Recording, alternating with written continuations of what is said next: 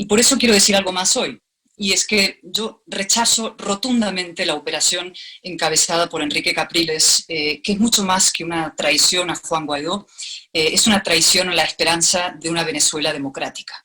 Es una operación inmoral e inútil. Inmoral porque socava la unidad de los demócratas, que es fundamental, e inútil porque solo sirve para dar oxígeno a la dictadura, es decir, para blanquear la represión, el crimen, el saqueo y la miseria. Y también quiero lanzar, si me lo permiten desde aquí, una grave y solemne advertencia al señor Borrell, que tiene una altísima responsabilidad en estos momentos como alto representante de la Unión Europea para Política Exterior. Yo quiero decirle al señor Borrell, no se convierta usted en un nuevo Zapatero, es decir, en un agente de la tiranía de Maduro. Absténgase de apoyar unas elecciones fraudulentas en Venezuela que solo buscan socavar a la legítima Asamblea Nacional y prolongar la vida de un régimen criminal. No manche el prestigio, por favor, de Europa como baluarte de la democracia y los derechos humanos. No convierta a la Unión Europea en coartada de la dictadura y la involución. La Unión Europea tiene un mandato previo a todo, que es de defensa de los derechos humanos, y una obligación, no ya con Venezuela, una obligación consigo misma, una obligación con los valores y los principios que hicieron de la Unión Europea lo que es, símbolo de paz y de concordia y de libertad. Y por tanto, yo le pido, insisto, al señor Borrell que lo que haga es presionar para que haya elecciones presidenciales limpias, con ley y libertad en Venezuela. Y también quiero pedirle hoy, si me lo permiten, al gobierno de España, que ratifique su apoyo público al presidente Guaidó, porque ese apoyo público es al conjunto del pueblo venezolano al que legítimamente representa el señor Guaidó. Un pueblo que no es peor que otros pueblos, es decir, que también merece vivir en democracia y libertad. Y esto lo digo porque, como he explicado muchas veces, siguiendo el lúcido alegato de Mario Vargas Llosa hace tantos años, hay en la actitud de muchos europeos hacia América Latina un racismo intolerable. El racismo de tolerar para América Latina lo que jamás aceptarían para sus propios países. Es decir, por ejemplo, presos políticos, torturas, represión institucionalizada, una justicia sometida al poder político y corrompida. Esos racistas practican en América Latina, digo, una suerte de turismo del ideal, ¿no? Son revolucionarios en salón ajeno. Predican para los cubanos o los venezolanos lo que nunca soportarían ellos mismos para sus países. Y una anécdota, ¿no? El chalet de Galapagar, como llaman a la casa de la pareja Iglesias Montero aquí en España, es un buen símbolo de eso. Es decir, yo no sé cuántos regímenes comunistas han procurado a sus sufridas camaradas casas con jardines de no sé cuántos metros cuadrados y piscinas con forma de riñón, si acaso solamente a los jerarcas. Y esa doble moral de la izquierda europea creo que tiene que ser denunciada y desmontada. Y para eso hace falta también desmontar las palabras, porque la batalla contra el populismo es esencialmente una batalla contra la mentira. Y las mentiras se disfrazan de palabras bonitas, y por eso son tan difíciles de desmontar hoy en día. Y voy a usar dos ejemplos. La utilización de la palabra unidad en España y el uso de la palabra diálogo en Venezuela. Son dos palabras muy bonitas, unidad y diálogo, ¿no? Pasa que el problema es que se ponen al servicio de intereses espurios, ¿no? Vamos a hablar primero de España, ¿no? La unidad no es un bien en sí mismo. La unidad política y social es un fin. Digamos, tiene que ser un instrumento para llegar a un fin, no es un fin ni un bien en sí mismo. Y por tanto, la pregunta que hay que hacerse cuando alguien reclama a un gobierno unidad es ¿unidad para qué? ¿No? Cuando se pide ahora en estos momentos desde el gobierno español unidad, hay que insistir y decir, bien, ¿pero para qué? Por ejemplo, ¿para gestionar pésimamente mal la pandemia e incluso encubrir el número de muertos? No. ¿Para erosionar las instituciones democráticas? Tampoco. ¿Para permitir que Podemos se vaya apropiando de espacios de libertad? Tampoco. ¿Para socavar la independencia del Poder Judicial? Tampoco, ¿no?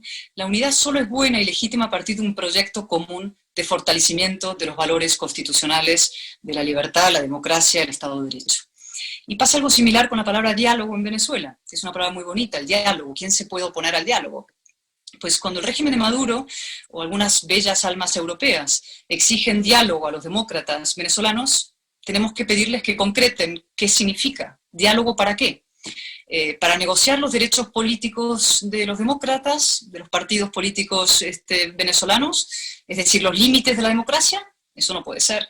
Para negociar la salud de los venezolanos, eso tampoco es negociable, ¿no?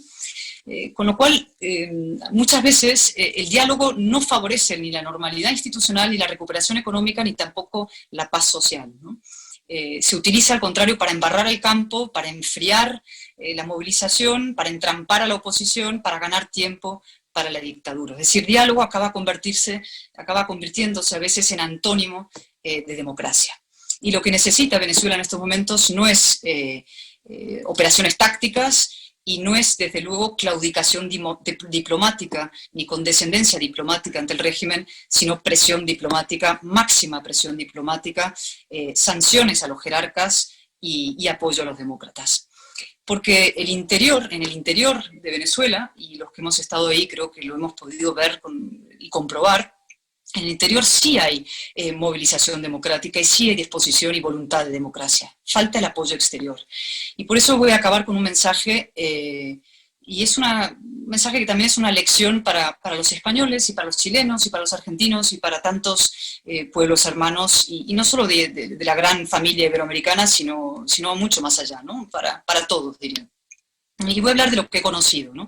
Yo he visto en Venezuela, en mis visitas de los últimos años como periodista, he visto la miseria, he visto las cárceles, he visitado a Leopoldo López en Ramo Verde, he visto a Juan, como he contado, Guaidó, salir de un meeting para defender a su hija de 2 años, he conocido a niñas, mujeres jovencísimas que han pasado años en el helicoide violadas, hombres torturados, estudiantes golpeados, he visto ancianos haciendo colas de horas y horas bajo un sol tremendo para intentar, no sé, recibir una bolsa de arroz, o en las farmacias y que le digan que el medicamento que necesitan no está. Yo he visto todo eso y conozco esa miseria, pero me quedo con otra imagen que es la fundamental de esa otra Venezuela que hay ahí, y es la de una generación absolutamente extraordinaria. La de los jóvenes venezolanos, que la generación de Juan Guaidó representa y que se extiende un poco hacia arriba, pero también hacia abajo, hacia chicos jovencísimos, ¿no? Y es una Venezuela para la cual el concepto de nueva política es sinónimo de valentía en defensa de la democracia, ¿no? Que cuando les dicen cambio, entienden que es el fin del adanismo y las utopías y el regreso al realismo y la responsabilidad, ¿no?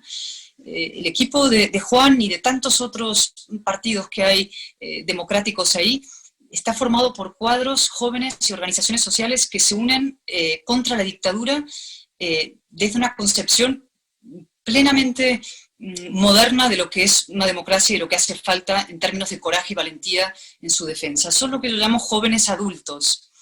Entienden que la democracia con adjetivos no es democracia, que la democracia es mucho más que votar. También lo entienden porque lo han vivido, ¿no? Saben que hay regímenes que ganan democráticamente, pero que luego destruyen las democracias desde dentro. Entienden que los mecanismos antidemocráticos también han evolucionado y que hay autoritarios que se disfrazan de regeneradores y luego destruyen los sistemas y las instituciones, ¿no? Conocen muy bien la dictadura como para ser seducidos por el fuego fatuo de la demagogia y las palabras bonitas, ¿no? Ellos saben que hay que actuar a tiempo y que no hay que callar nunca. Es una ciudadanía joven, moderna y comprometida con los valores democráticos. Y eso es lo que necesitamos, no solamente en Venezuela, sino en todos esos países de América Latina y muy señaladamente en España. Jóvenes que entienden que la verdadera revolución contemporánea es la del realismo, la responsabilidad y la defensa de la democracia y la convivencia. Y a esa juventud apelo hoy, a su coraje, a su convicción, y para que con su ejemplo y con el ejemplo de tantos cubanos y venezolanos jóvenes podamos forjar esa alianza de demócratas de ambos hemisferios que procure a esta generación y a las siguientes la vida en democracia y libertad que todos merecemos, no por el hecho de nacer en un sitio o en otro, sino por el simple hecho de ser seres humanos. Muchísimas gracias.